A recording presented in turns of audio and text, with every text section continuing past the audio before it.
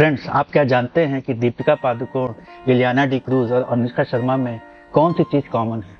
ये तीनों सेलिब्रिटीज एक ऐसी बीमारी से लड़ी हैं और उस पर इन्होंने फतेह पाई है, जिसके बारे में आज हम डिस्कस करने जा रहे हैं। फ्रेंड्स, मेरा नाम डॉक्टर प्रियदर्शी श्रीवास्तव है। मैं एक neuro psychiatrist, de addiction specialist and sexologist हूँ। आज हम लोग डिप्रेशन के बारे में डिस्कशन करेंगे। डिप्रेशन आजकल एक आम बीमारी बनती चली जा रही है। WHO कहना है कि हर साल दुनिया में 6% लोगों को डिप्रेशन होता है। ये एक ऐसी मानसिक स्वास्थ्य प्रॉब्लम है जो व्यक्ति के मन, उसकी भावनाएं और उसके व्यवहार पर बहुत ही नकारात्मक असर डालती है। जब हमें डिप्रेशन होता है तब हमारा मन हताशा और निराशा से भर जाता है। हमारे स्वयं के लिए, हमारे आसपास की दुनिया और भविष्य को लेकर बहुत ही निगेटिव व्यू बन जाते हैं। डिप्रेशन केवल मन की ही नहीं, शरीर की भी समस्या है जो दिमाग के साथ साथ हमारे शरीर पर भी बहुत बुरा असर डालती है। डिप्रेशन में मनुष्य में शरीर में थकावट सी आ जाती है, उसकी नींद और भूख पर भी बुरा असर पड़ता है। इससे पेशेंट को लगता है कि कहीं उसे कोई शारीरिक बीमारी तो नहीं है और वो जनरल फिजिशियन के पास दौड़ के जाता है। जब उसके सारे टेस्ट नॉर्मल निकलते हैं तब हमें पेशेंट में डिप्रेशन का शक होना चाहिए। डिप्रेशन सोच की बीमारी है। इससे मनुष्य की सोच नकारात्मक हो जाती है, उसका दुनिया देखने का नजरिया बदल जाता है। डिप्रेशन के पेशेंट के लिए खुशी, सफलता, आपसी रिश्ते सब बेमाने। डिप्रेस आदमी की सोचने की शक्ति इतनी कम हो जाती है कि उसके काम पे बुरा असर पड़ने लगता है, क्योंकि उसका मन अशांत रहता है। डिप्रेशन में कई लोग चिड़चिड़े एवं गुस्सैल स्वभाव के हो जाते हैं। धीरे धीरे उनकी पूरी पर्सनालिटी ही बदल जाती है और वे दूसरे लोगों से दूरी बनाने लगते हैं। ये जानना भी महत्वपूर्ण है कि हर किसी की जिंदगी में उतार चढ़ाव तो आते ही रहते हैं। हर कोई कभी ना खुश कभी दुख महसूस करता है, लेकिन आप में अगर हर समय हताशा और निराशा महसूस हो रही है, आप में प्रफुल्लता एवं उल्लास नहीं जाग रहा है, तो इसका मतलब है शायद आपको डिप्रेशन भी हो सकता है। डिप्रेशन को गंभीर मेडिकल समस्या माना जाता है। अगर इसका सही समय पर इलाज ना हो तो ये प्राण घातक भी हो सकती है। जिन्हें डिप्रेशन होता है उनमें brain stroke, sugar, heart attack, Alzheimer, dementia होने के चांसेस और भी बढ़ जाते हैं। आजकल देखिए सुसाइड कितना कॉमन हो गया है। तो स्टडीज में पाया गया है कि आधे से ज्यादा सुसाइड अटेम्प्ट करने वाले लोग डिप्रेशन से ग्रसित रहते हैं। डिप्रेशन सोसाइटी के लिए इसलिए भी हानिकारक है क्योंकि ये मोस्ट कॉमनली यंग एज के लोगों में, यानी 20 से 30 साल की उम्र में ही शुरू हो जाता है। अभी इंसान की पूरी जिंदगी बाकी है, उसे लाइफ में बहुत कुछ करना होता है। डिप्रेशन से आदमी का कैरियर, उसका वैवाहिक जीवन, पर्सनल लाइफ, आने वाली जिंदगी सब अफेक्ट हो जाती है और लाइफ में वो जितना अचीव कर सकता है उतना कर नहीं पाता। डिप्रेशन होने के कई रिस्क फैक्टर्स हैं। इसमें पहला बायोलॉजिकल है, दूसरा इन्वायरमेंटल है, तीसरा सामाजिक या सोशल कारण। पहले हम लोग बायोलॉजिकल कारणों को डिस्कस करेंगे। बायोलॉजिकल कारणों में सबसे महत्वपूर्ण कारण है जेनेटिक्स। डिप्रेशन अन्य रोगों की तरह जेनेटिक होता है। अगर आपकी फैमिली में किसी को डिप्रेशन है तो आपको डिप्रेशन होने का 35% चांस होता है। आपके फैमिली में जितने ज्यादा लोगों को डिप्रेशन है उतना ज्यादा आप में डेवलप करने के चांसेस होते हैं। दूसरा कारण फीमेल सेक्स है। डिप्रेशन औरतों में जेंट्स के कंपैरिजन में 2 गुना ज्यादा होता है। कारण कि औरतें ज्यादा इमोशनल होती हैं, उनके ब्रेन में इमोशनल सेंटर्स ज्यादा डेवलप होते हैं। औरतें स्ट्रेस को इंटरनलाइज कर लेती हैं, जिससे वो ज्यादा परेशान रहती हैं। औरतों में फैमिली, बच्चों को पालने का स्ट्रेस इतना ज्यादा होता है और वयस्क औरतों में हार्मोनल चेंजेस की एबनॉर्मलिटी कारण उनमें डिप्रेशन होने के चांसेस ज्यादा है। थायराइड हार्मोन की कमी से भी औरतों में डिप्रेशन होता है। दूसरा कारण में ब्रेन में होने वाले हार्मोनल इम्बैलेंस। ब्रेन में न्यूरोट्रांसमीटर इम्बैलेंस से डिप्रेशन होता है। डिप्रेशन में सेरोटोनिन, नॉरएपिनेफ्रिन और डोपामिन और गाबा का लेवल कम हो जाता है और ग्लूटामेट लेवल बढ़ जाता है, जिससे डिप्रेशन जैसी मनोस्थिति बन जाती है। तीसरा कारण दिमाग की बनावट। डिप्रेस लोग के दिमाग की बनावट में देखा गया है कि उनका दिमाग आम लोगों की तुलना में सिकुड़ा हुआ रहता है। रिसर्च में पाया गया है कि जो लोग डिप्रेशन के लिए प्रोन होते हैं उनके दिमाग में न्यूरॉन्स की मात्रा जन्म से ही कम होती है और डिप्रेस पेशेंट में देखा गया है कि वयस्क होने पर उनके दिमाग के न्यूरॉन्स डैमेज होने लगते हैं, जिससे उनका दिमाग सिकुड़ने लगता है। डिप्रेस पेशेंट के ब्रेन के इमोशनल सेंटर्स हाइपर एक्टिव होते हैं और तर्क और विचार करने वाले सेंटर्स, उनकी एक्टिविटी कम हो जाती है, जिसके कारण वो अपने इमोशंस को कंट्रोल नहीं कर पाते। चौथा महत्वपूर्ण कारण है लंबे समय तक की जटिल बीमारी होना। जिन लोगों को लंबे अरसे से जटिल बीमारियां जैसे sugar, BP, Parkinson, cancer, stroke, मिर्गी, मोटापा, इत्यादि होता है, उनमें मानसिक रोग होने के चांसेस ज्यादा होते हैं। एक इम्पोर्टेंट कारण है ड्रग इंड्यूस्ड। कुछ दवाएं जो अन्य रोगों के इलाज में दी जाती हैं, जैसे बीपी की दवाएं, मिर्गी की दवाएं और हार्मोनल मेडिसिन, ये खुद भी डिप्रेशन कॉज कर सकती हैं।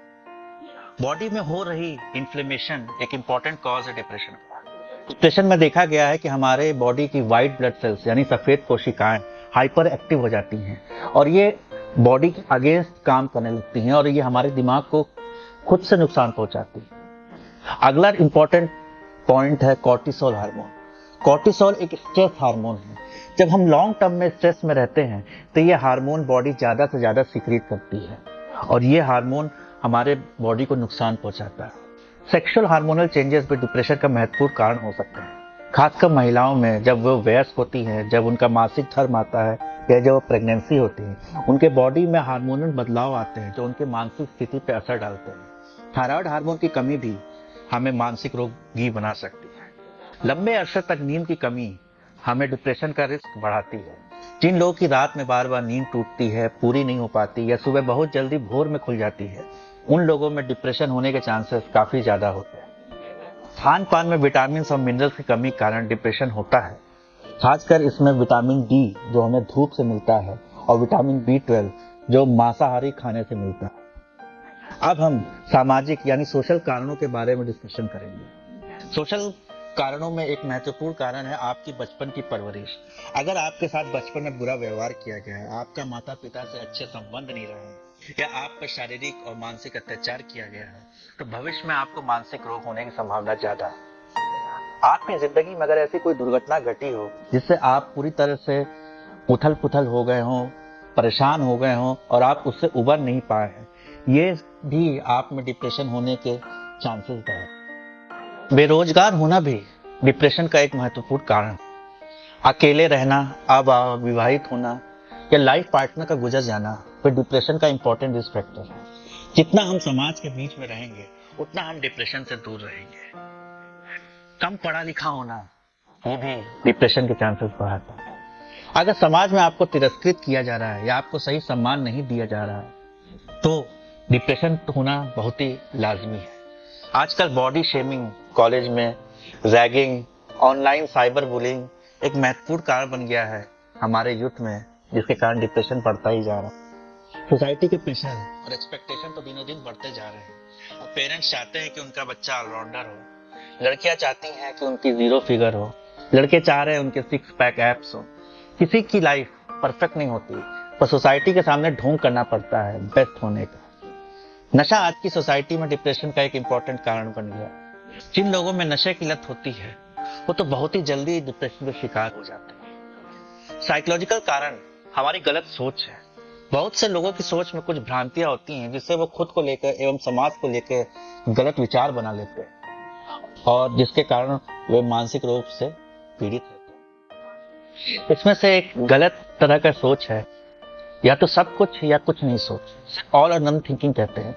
ये एक ऐसा दृष्टिकोण है जिसमें हम सिर्फ दो विपरीत विकल्पों में से एक ही विकल्प स्वीकार करते हैं बिना किसी मध्य मार्ग को ध्यान में रखे। उदाहरण के रूप में जो व्यक्ति एक क्षेत्र में पूरी तरह सफलता प्राप्त नहीं कर पाता है वह अपने आप को हर क्षेत्र में असफल महसूस करने लगता है। परफेक्शनिज्म आदमी को डिप्रेशन के लिए प्रोन करती है। जिन लोगों की लाइफ में रिजिड सोच होती है, कोई फ्लेक्सिबिलिटी नहीं होती है, या तो ब्लैक या व्हाइट, ऐसी सोच रखने वाले लोग तो हमेशा ही परेशान रहते हैं। विनाशकारी सोच यानी कैटास्ट्रोफाइजिंग, इसका अर्थ है कि छोटी सी या दिक्कत को, परेशानी को किसी और बड़े दिक्कत से आप जोड़ दीजिए। अगर आपके साथ कोई छोटी सी घटना हो जाए तो आप सोचते हैं आपके साथ कुछ जिंदगी में बुराई होगा।